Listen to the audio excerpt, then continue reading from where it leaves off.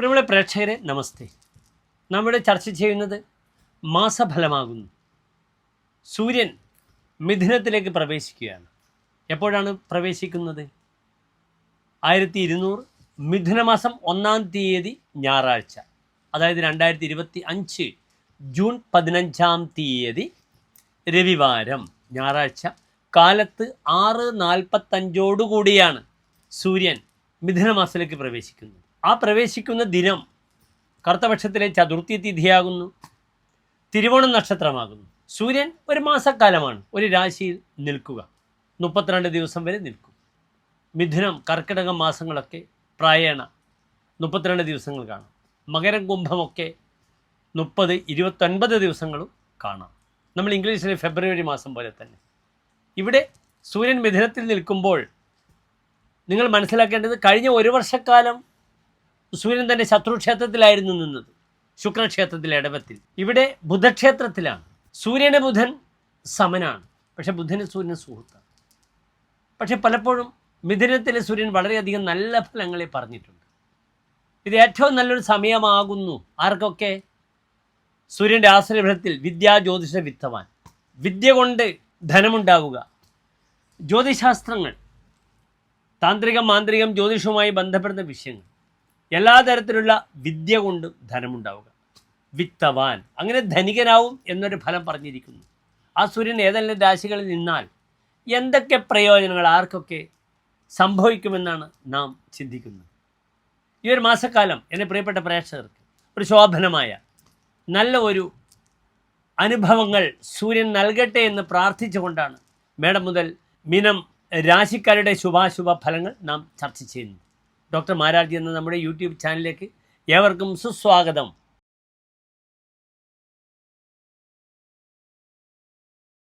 ചിത്ര നക്ഷത്രത്തിൻ്റെ അവസാനത്തെ 30 നാഴിക ചോതി, വിശാഖ നക്ഷത്രത്തിൻ്റെ ആദ്യത്തെ 45 നാഴിക വരുന്ന 2.25 നക്ഷത്ര സമൂഹം. ഇവിടെ തുലാം രാശിക്കാർക്ക് സൂര്യൻ 11-ാം ഭാവാധിപനാണ്. 11-ാം ഭാവം ശുഭഗ്രഹങ്ങൾക്കും പാപഗ്രഹങ്ങൾക്കും വളരെ അനുകൂലമായ ഭാവമാകുന്നു. എന്താണ് 11-ാം ഭാവം? സർവാഭീഷ്ടാഗമോ ജ്യേഷ്ഠഭ്രാത ജാത നിജാത്മജാഹ വാമകർണോർത്ഥ ലാഭശ്ച ചിന്താ ഹേകാദശേന തേ. താൻ ആഗ്രഹിക്കുന്ന എല്ലാ കാര്യങ്ങളും നേടിയെടുക്കാനുള്ള ഭാവമാകുന്നു 11-ാം ഭാവം. ദ എംബോഡിമെൻ്റ് ഓഫ് പെർഫെക്ഷൻ എന്ന് പറയും. ജ്യേഷ്ഠഭ്രാത, നമ്മുടെ ജ്യേഷ്ഠ സഹോദരങ്ങൾ, തൻ്റെ മക്കളുടെ മക്കൾ, തൻ്റെ ഇടത്തെ ചെവി, തൻ്റെ ധനലാഭം, ഇതെല്ലാമാണ് 11-ാം ഭാവം കൊണ്ട് ചിന്തിക്കേണ്ടത്. ഇവിടെ 11-ാം ഭാവാധിപനായ സൂര്യൻ നിൽക്കുന്നത് 9-ാം ഭാവത്തിലാണ്. കഴിഞ്ഞ ഒരു മാസം തുലാം രാശിക്കാർക്ക് സൂര്യൻ അഷ്ടമത്തിലായിരുന്നു. സൂര്യൻ്റെ അങ്ങേയറ്റം നീചരാശിയാണ് തുലാം രാശി. സൂര്യൻ്റെ എക്സാൾട്ടഡ് പൊസിഷൻ ഉച്ചരാശി മേടവും നീചരാശി തുലാം രാശിയുമാകുന്നു.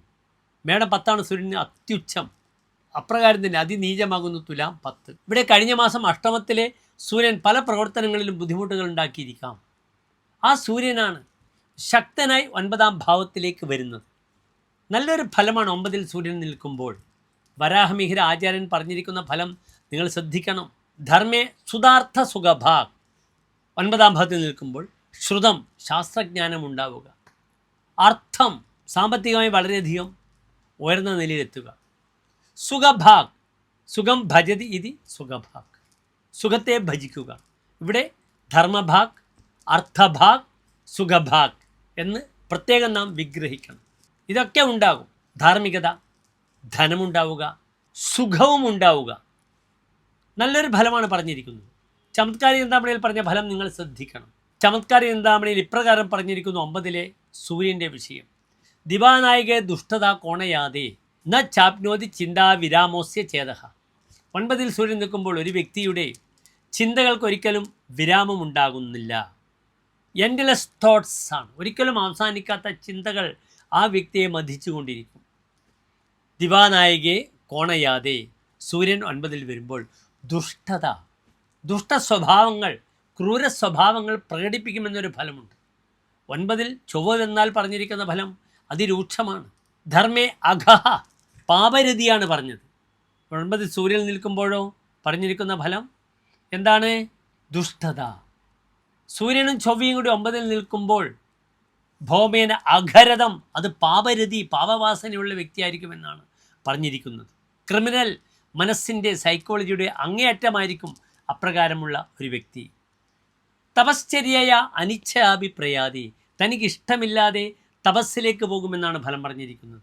അനിച്ഛയ, ഇച്ഛയില്ലാതെ തന്നെ, തപശ്ചര്യയ, തപസ്സിലേക്ക്, പ്രാർത്ഥന, പ്രയേഴ്സ് അല്ലെങ്കിൽ പിൽഗ്രിംസ്, തീർത്ഥാടനം, ഇതിനൊക്കെ സഞ്ചരിക്കുമെന്നാണ് പറഞ്ഞിരിക്കുന്നത്.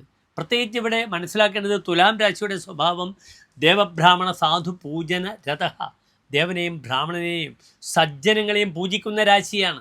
പക്ഷേ സൂര്യൻ 9-ൽ വരുമ്പോൾ ഈ പ്രാർത്ഥനകൾക്കൊന്നും ഒരു താല്പര്യമുണ്ടാകില്ല. പ്രത്യേകിച്ച് ഭൗതിക സുഖത്തിൻ്റെ രാശിയായ മിഥുനൻ രാശിയിലാണ് സൂര്യൻ നിൽക്കുന്നത്. ക്രിയാതുങ്കതാം തപ്യത്തെ സോദരേണ, ക്രിയാതുങ്കതാം, തൻ്റെ ജോലിയിൽ അങ്ങേറ്റം ഉയർന്ന പൊസിഷനിൽ പദവിയിൽ എത്തിച്ചേരും ആ വ്യക്തി. തപ്യത്തെ സോദരേണ, തനിക്ക് സഹോദരനാൽ ദുഃഖം വരുമെന്ന് ഫലം പറഞ്ഞിരിക്കുന്നു. ഇവിടെ നിങ്ങൾ മനസ്സിലാക്കേണ്ടത് 9-ാം ഭാവത്തിൽ നിൽക്കുന്ന സൂര്യൻ 3-ാം ഭാവത്തിലേക്ക് നോക്കുമ്പോൾ അത് സഹോദരഭാവമാണ്. അതിനാൽ സഹോദരങ്ങൾക്ക് ശാരീരികമായ ക്ലേശങ്ങൾ ഇദ്ദേഹത്തിൻ്റെ ജാതകപ്രകാരം തുലാം രാശിപ്രകാരം ഉണ്ടാകുന്ന മാസമാണ് മുന്നിലുള്ളത്. മറ്റൊരു വിഷയം കൂടി മനസ്സിലാക്കണം. സൂര്യൻ പിതൃകാരകനാണ്. Is the maker of father. താതശ്ചാത്മപ്രഭാവ, തൻ്റെ അച്ഛനും ആത്മപ്രഭാവവുമാണ് സൂര്യനെ കൊണ്ട് ചിന്തിക്കേണ്ടത്. ഇവിടെ പിതൃകാരകനായ സൂര്യൻ 9-ാം ഭാവമായ പിതാവിൻ്റെ സ്ഥാനത്ത് നിൽക്കുമ്പോൾ it is very badly affecting the health of തുലാൻ രാശി പീപ്പിൾസ് ഫാദർ സൈഡ്. അച്ഛൻ്റെ സഹോദരങ്ങൾക്ക് വളരെയധികം ബുദ്ധിമുട്ടുകൾ ഉണ്ടാകും 9-ാം ഭാവത്തിൽ സൂര്യൻ നിൽക്കുന്ന ഈ സമയം. അതിനാൽ എൻ്റെ പ്രിയമുള്ള പ്രേക്ഷകർ, തുലാൻ രാശിക്കാരായ പ്രേക്ഷകർ, നിങ്ങളുടെ പിതാവിൻ്റെയും സഹോദരൻ്റെയും ജാതകാൽ വരുന്ന ശാരീരിക ക്ലേശങ്ങളെ നിങ്ങളെ തുലാൻ രാശിപ്രകാരം നിങ്ങൾ തടയണം. എപ്രകാരം തടയും? നിങ്ങളുടെ സഹോദരൻ്റെയും പിതാവിൻ്റെയും പേരിൽ തുലാൻ രാശിക്കാർ ഈ മാസക്കാലം അവരുടെ പേരിൽ നക്ഷത്രത്തിൽ മൃത്യുഞ്ജയ ഹോമമോ അർച്ചനയോ വഴിപാടായി സമർപ്പിക്കുക. ഇവിടെ കാര്യമായി ആദിത്യ ഹൃദയ മന്ത്രം ജപിക്കാം. അപ്രകാരം തന്നെ ഓം നമഃശിവായ എന്ന പഞ്ചാക്ഷരി മന്ത്രം ജപിക്കാം. ശാരീരികമായി 2 വീലർ ഉപയോഗിക്കുന്നവർ അല്ലെങ്കിൽ 4 വീലർ ഉപയോഗിക്കുന്നവർ വളരെയധികം ശ്രദ്ധിക്കണം. കൈകൾക്ക് ഫ്രാക്ചർ വരുന്ന സമയമാണ്. അതിനുമപ്പുറം ചെവിയുമായി ബന്ധപ്പെടുന്ന രോഗങ്ങളെയും വളരെ ശ്രദ്ധിക്കണം. 9-ാം ഭാവത്തിൽ പാപഗ്രഹങ്ങൾ നിൽക്കുമ്പോൾ ചെവി സംബന്ധമായ ബുദ്ധിമുട്ടുകൾ വരും. അതിനാൽ ആ ഭാഗവും പ്രത്യേകം ശ്രദ്ധിക്കണം. നവമായ തൃതീയ ധീയുതാഹ, 9, 11, 5, 3 ഭാവങ്ങളിൽ പാപഗ്രഹങ്ങൾ വരുമ്പോൾ നിയമേന ശ്രവണോപഘാതതാഹ, ചെവിയെ വളരെയധികം ബുദ്ധിമുട്ടിപ്പിക്കുമെന്ന ഫലം പറഞ്ഞിട്ടുണ്ട്. അതിനാൽ ചെവിയെ വളരെ ശ്രദ്ധിക്കണം. പ്രാർത്ഥനകൾ ഞാൻ സൂചിപ്പിച്ചു കഴിഞ്ഞു. എല്ലാ തുലാൻ രാശി പ്രേക്ഷകർക്കും ശോഭനമായ നല്ല ഒരു മാസക്കാലത്തെ പ്രാർത്ഥിക്കുന്നു. നന്ദി, നമസ്കാരം.